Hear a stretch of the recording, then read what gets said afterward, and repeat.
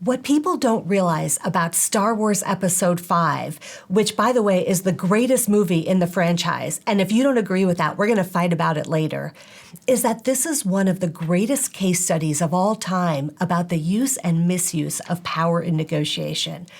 Han Solo arrives with Leia and Chewbacca on Cloud City, not realizing that Lando Calrissian has made a deal with Darth Vader to use them as bait in order to get Luke Skywalker to come and be turned over to the Empire.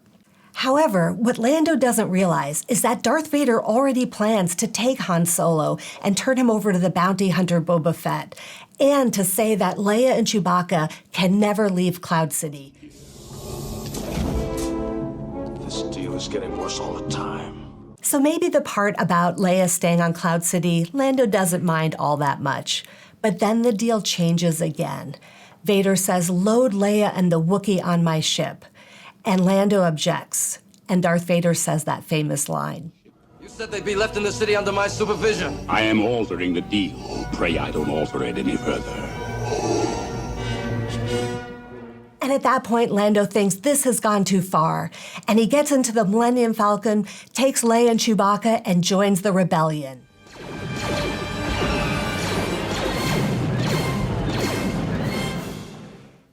This case study is a great example of what we call subjective value in negotiations, which is not the deal terms themselves, but how people feel about them.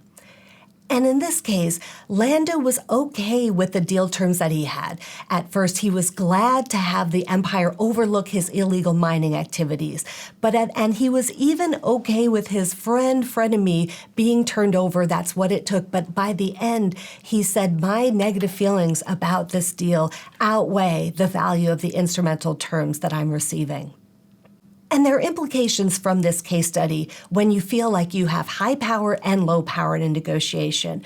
When you have high power, no matter what, there is still a chance that you can take that too far. And if your counterpart has low enough subjective value, they may just leave, fly off in the Millennium Falcon, even at expense to themselves.